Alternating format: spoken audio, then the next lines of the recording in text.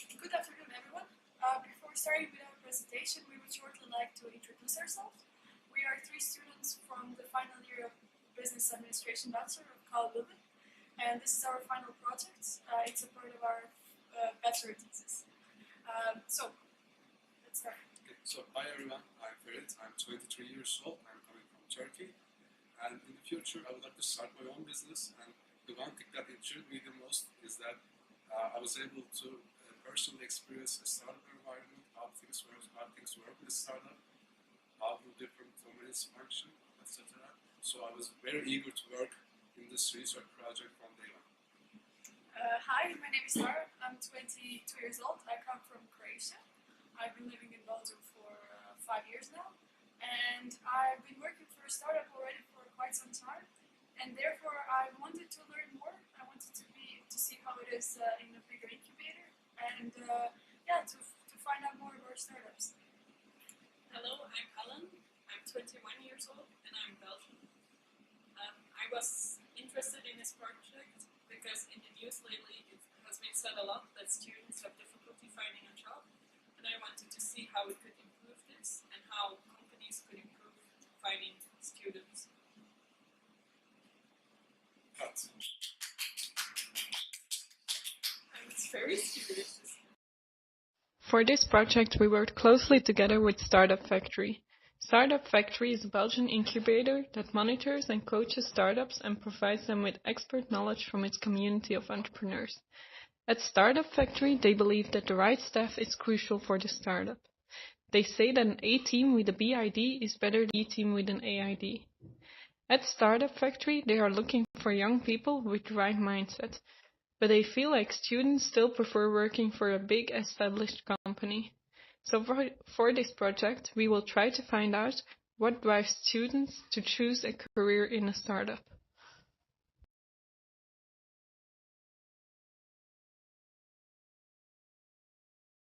Project, we created 4 research questions.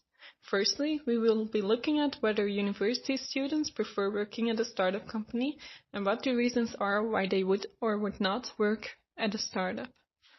Secondly, we will be looking for the point of views of startup founders and employees on recruitment, recent graduates, the startup culture and the work environment. This will give us a clear view on whether startups are open to hiring recent graduates, how they reach out to them, and what skills they are looking for in the recent graduates.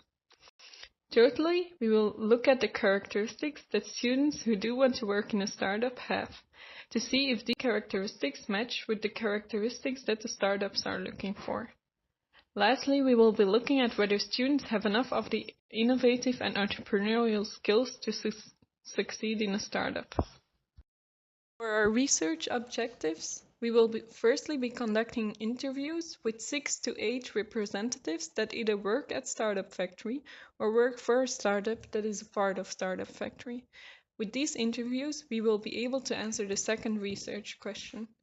Next, students will be taking surveys about startups to identify a student's perspective on startups and job opportunities offered by startups. These students will have a business or economics background.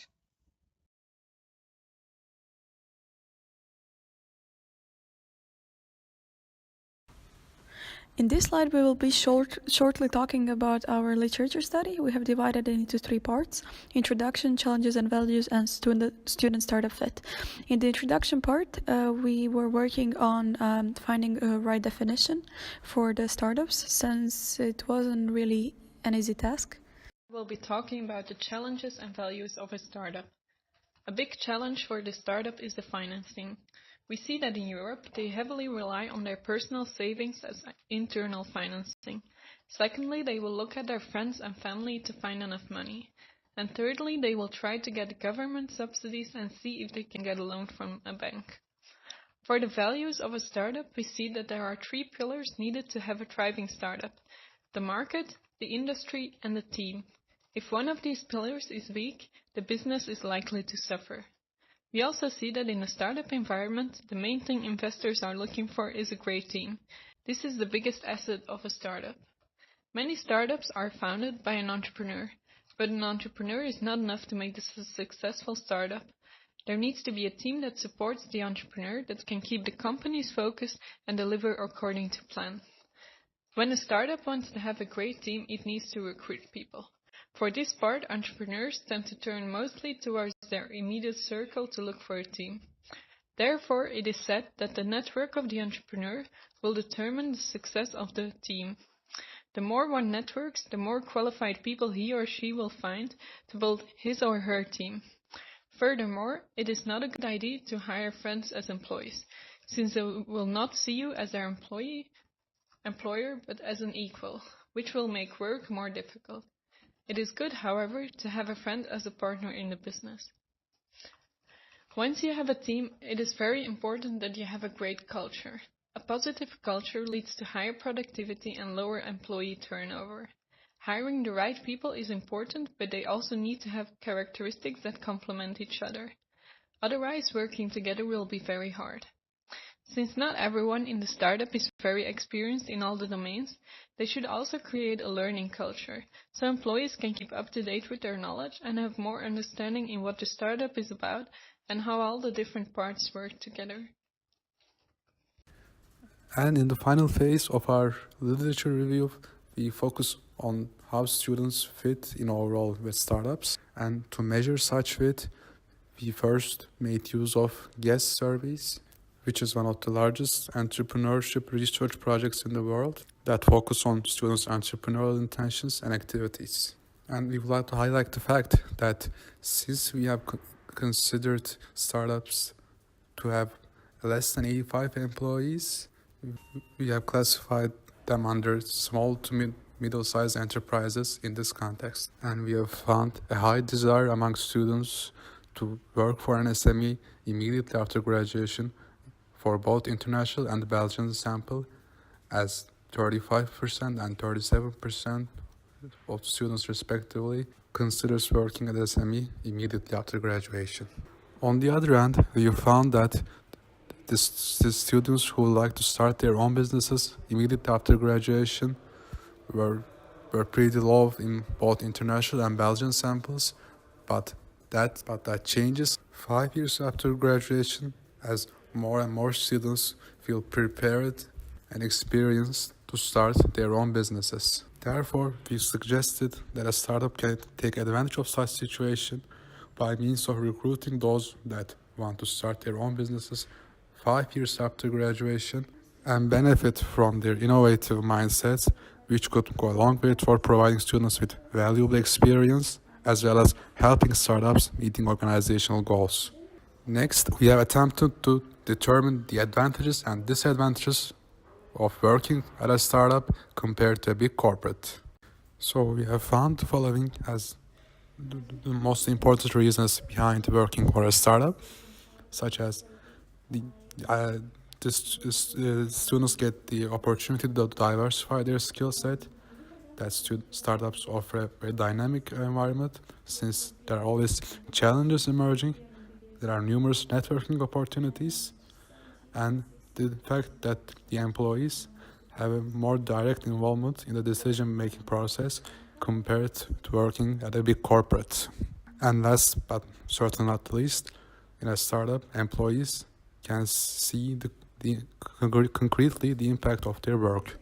And concerning the disadvantages of working at a startup, the following reasons were the ones who stood out: that startups are unpredictable and risky, that they do not offer work-life balance, that there is no specialized task division, rules and policies in a startup are unclear, and there's a lack of mentorship since employees are predominantly young. And our final section in the literature review concerns how to get in touch with students, such as various methods and channels of recruitment to use. Social media was naturally the most frequent choice of startups when recruiting students, whereas the same can't be said about on-campus recruitment. Certain recruitment tools, such as guest lectures, the publishing of job posts on campus, and also the job fairs at career corner events, which could all go a long way towards finding the right talent among the students.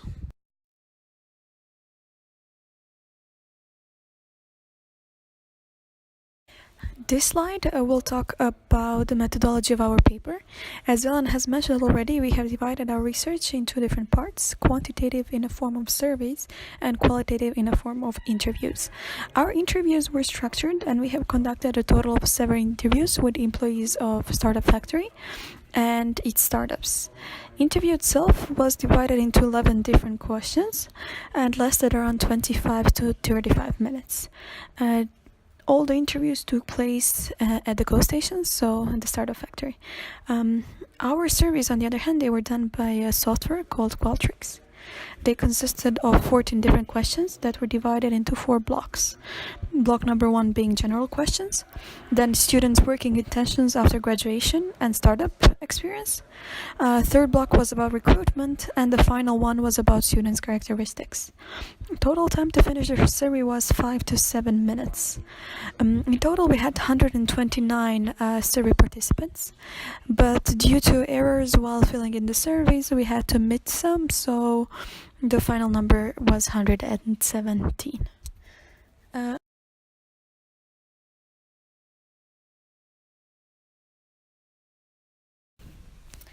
When it comes to general characteristics of our survey respondents, we have divided them into 4 different graphs: gender, sample size, nationality, and the year of study, the final 2 being on the next slide. Gender division was quite unequal. 78 respondents were male and only 39 were female. That corresponds to 66% male and 33.33%, or 1/3, female. As I mentioned on the previous slide, we have taken into consideration only 117 respondents. That was due to the error that they made while they were filling in the survey, meaning they either didn't finish the questions or they filled it in the wrong way. And also the second group that we have omitted were the students that were studying something else, so they weren't they weren't a part of our target group. As we have mentioned in our research paper, nationality question was taken out of the survey by mistake, and we had to rely on an estimate to conclude the nationality ratio. We have done that by looking at the language of studies, BBA and BBM, so Bachelor of Business Administration and Bachelor of Business Management, as well as the masters, are taught in English. And 78.63% of our respondents were studying one of those 2 programs. KUL Leuven data says that approximately 30% of those program students are Belgian, and therefore we have come up with 55.05% students being international. On the other hand, 15.38% of our respondents said they're studying in Dutch language or one of the Dutch courses. And when we have added that up with the 30% from the other courses, we have come up with roughly 38.96%. The rest of the students that were admitted were studying in university program or language that we don't know, and therefore we had to exclude them from the table. We understand that this isn't the most accurate, but it is an estimate. Second table presents the year of study of our respondents, so they can be in their first year of bachelor, second year of bachelor, third year of bachelor, in their bridging program, in their master. As we can see, the majority of our respondents are in their third year bachelor, same as us. And the second biggest group is the second year bachelor with 26 students, or 2.22%. In this table, we can see the general characteristics of the people we have interviewed. As you can see, they are divided into 7 different codes, starting from L1. We have mentioned the company they work for, what is their position, their domain, the domain of their startup, or in this case, for the Startup Factory, we have mentioned incubator, and their name and a surname. Nowhere further in our research do we refer to them by their name or surname. We always refer to them by their code.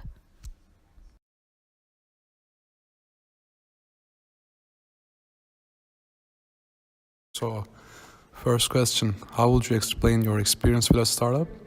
We found that a majority of the students, which correspond to 40%, have stated that they have no experience whatsoever with startups before.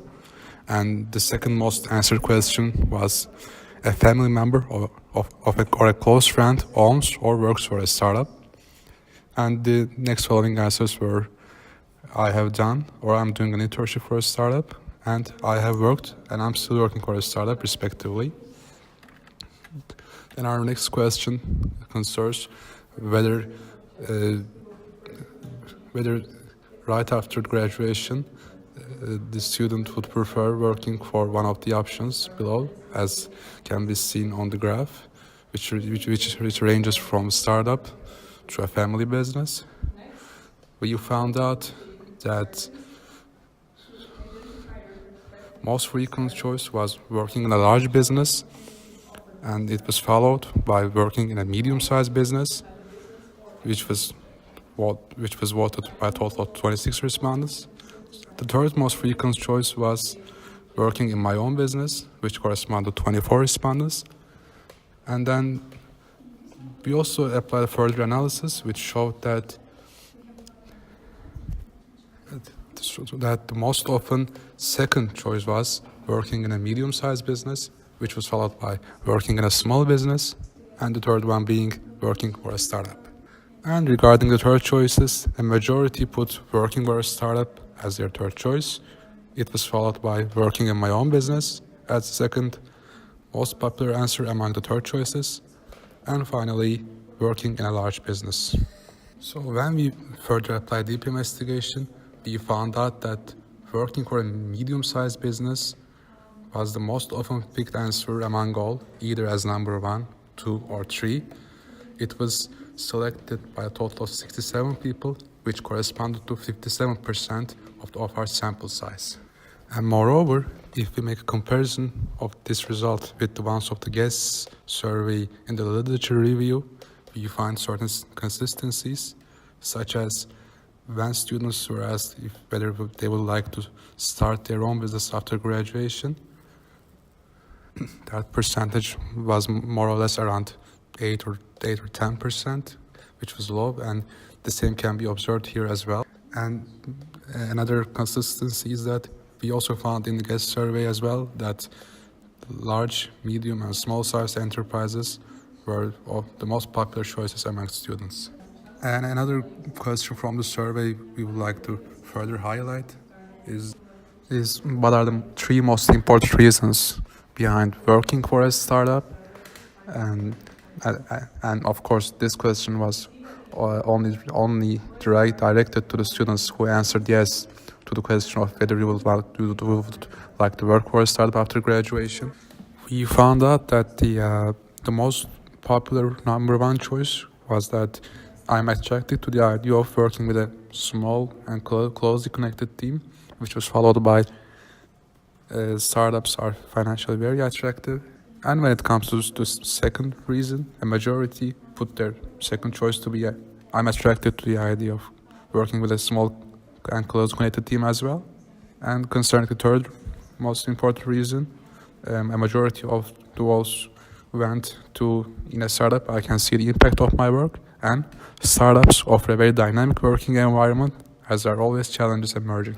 And then we went on to ask them to indicate the 3 most important reasons behind not working for a startup, and then we found out that the most popular option was that they believe that the startups are unpredictable and risky by a considerable margin, as a total of 19 students out of 24 who wouldn't prefer working for a startup indicated as one of the 3 most important reasons behind such motive.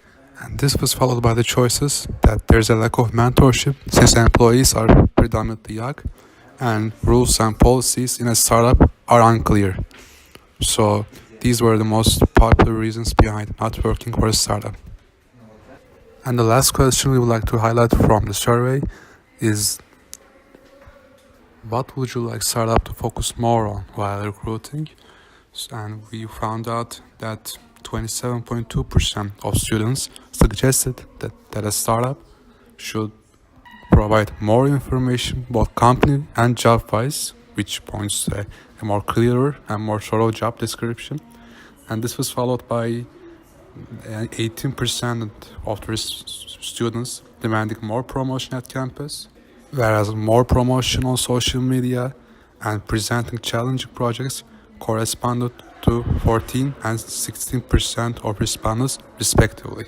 On the other hand, only a marginal 7.5% of the students called startups to offer stock options.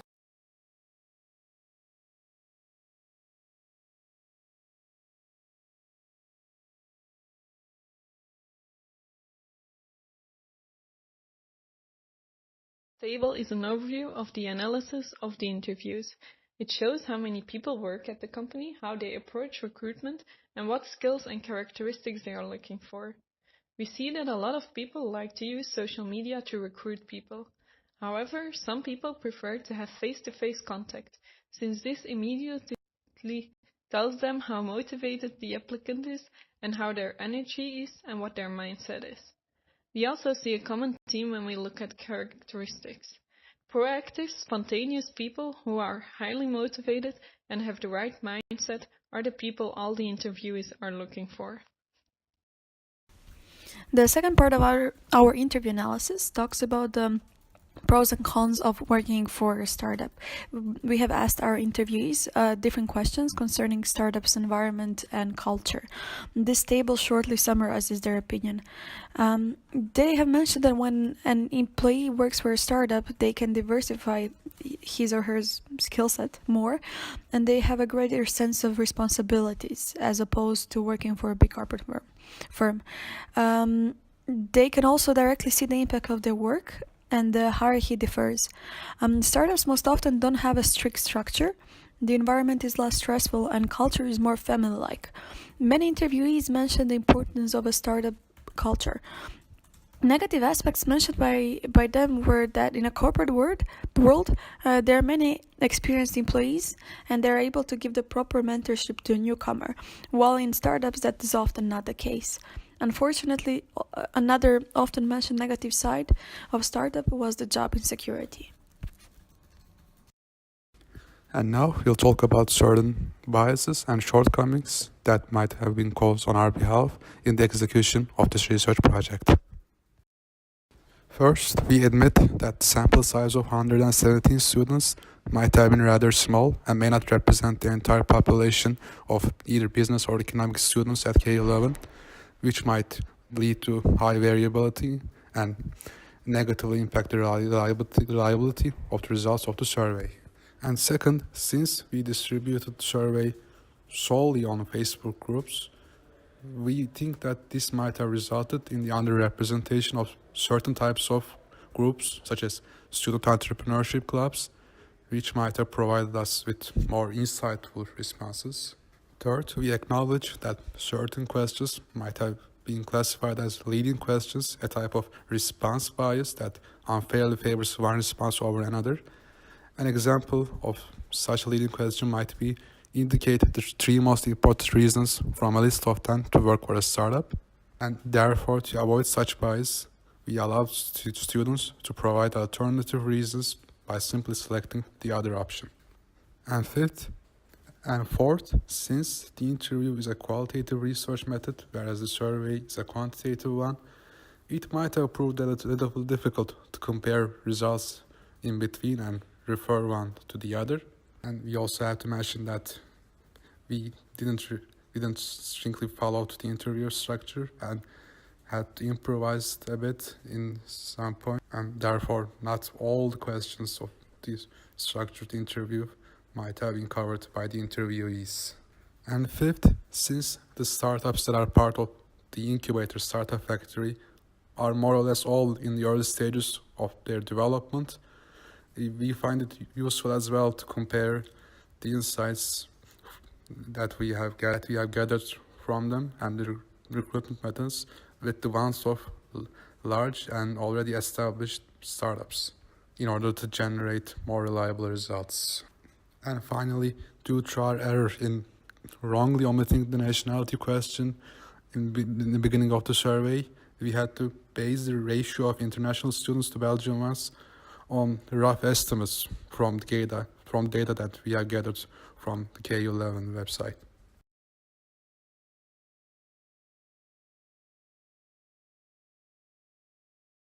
After all this research, we have managed to answer our research questions. For the first one, we have discovered that 30.8% wants to work for a startup, while 20.5% thinks the opposite. 48.9%, however, is still uncertain about where they want to work. The flexibility and the connectedness of the working environment, as well as the opportunity to have a concrete impact on the decisions, were found to be primary motivators behind working for a startup. The unpredictable and risky nature of startups was the biggest reason why people did not want to work for a startup. For the second question, we have found that many founders share very similar opinions. They all like to use social media and online recruiting platforms for the recruitment. They also agreed that they would hire a recent graduate, since there are many benefits in doing so. The people that they want to hire have to be proactive, motivated, and have the right mindset. For question 3, we have found that among students' perceived importance of career motives, independence and power to make own decisions stood out. This aligns with the fact that the interviewees are looking for proactive and spontaneous behavior. The high score on the career motive to have an exciting job again coincides with the interviewee's demand of highly energetic and motivated people. For our last question, we see that among the students that do want to work for a startup at some point, the management of innovation, being a leader and communicator, and commercializing a new idea or development were found to be the highest competencies. This indeed reinforces our findings in the interviews, all of which roughly reach a compromise in the following competencies being the most sought after: entrepreneurial and innovative mindsets, problem-solving skills in complex situations, and multitasking. Our research has led to a couple of interesting findings. Thanks to it, we have managed to come up with 5 different recommendations for the Startup Factory. Social media is a primary channel through which students look for jobs, and therefore we would like to recommend to use different social platforms more often while recruiting. Second proposal for startup is to direct their efforts more towards on-campus recruitment. Even though some of the people we have interviewed have mentioned it might be time-consuming, it does provide startups with the opportunity to convey a more complete picture of what they do and find the right talent easier thanks to direct contact. Furthermore, to provide a clearer and more thorough job description. Since most students indicate the closely connected work environment as a reason to work for a startup, this could be specifically mentioned in the job description because it does attract the right talent. And finally, when we have asked the students about their startup experience, majority said that they do not have any. But however, the second biggest group, 27%, answered their family member or a close friend owns or works for a startup. According to one of the interviewees, as we have mentioned in our paper L6, he thinks that the most efficient method of recruitment is peer recommendation. We therefore think that in order to reach out to a specific target group, startups should rely on their employees and close connections, so they can use the people that work for them as the primary source of finding the right talent. This was a short summary of our research, and we would like to thank you for your collaboration and contribution to this project. If you have any further questions, please don't hesitate to reach us. Here are our following emails, so you can send us a message. And also on the right, you can see a short bloopers video if you are interested. Thank you once again.